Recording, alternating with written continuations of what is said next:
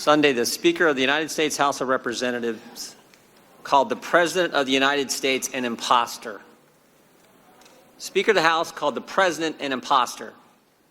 The guy 63 million people voted for, the guy who won an electoral college landslide, the Speaker calls an imposter.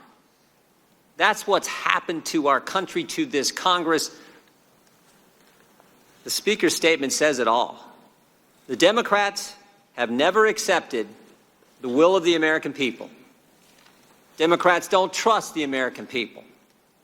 The American people who wanted to send someone to this town who was willing to shake it up a bit, they don't trust that. And they have tried to do everything they can to undo what the American people decided on November 8th, 2016. They've been out to get the president since the day he was elected.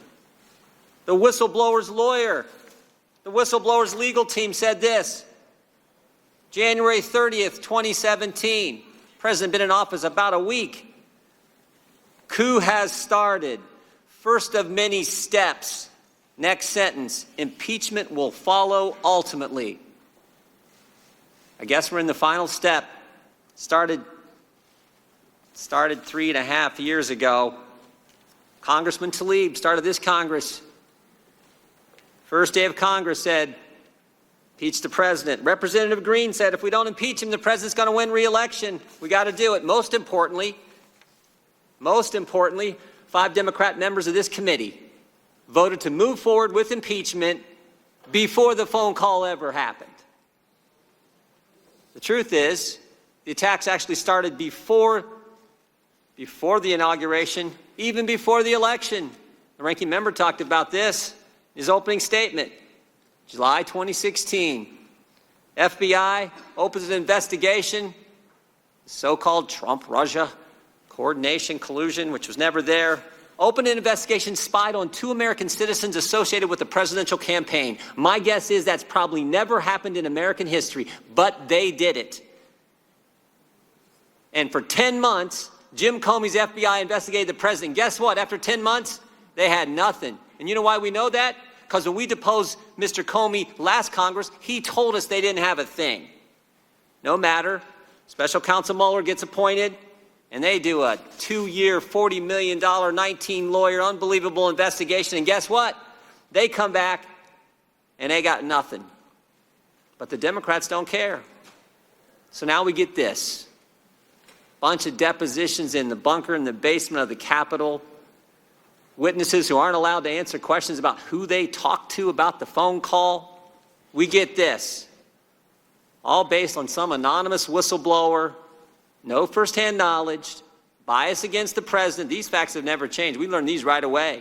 Who worked with Vice President Biden, who wrote a memo the day after somebody talked to him about the call, but waited 18 days to file a complaint.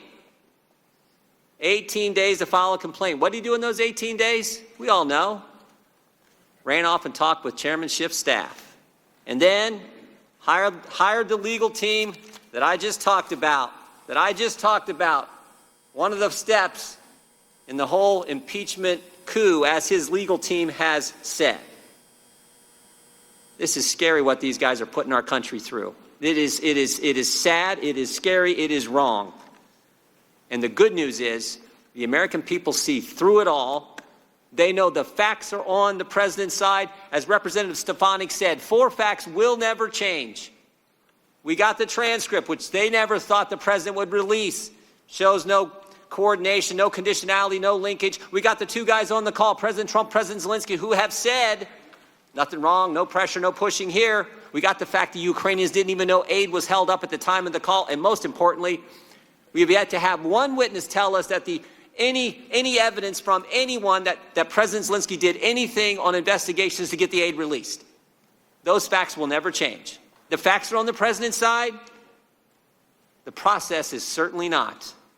It has been the most unfair process we have ever seen, and the American people understand it. Those 63 million Americans, they understand it, and frankly, I think a lot of others do as well.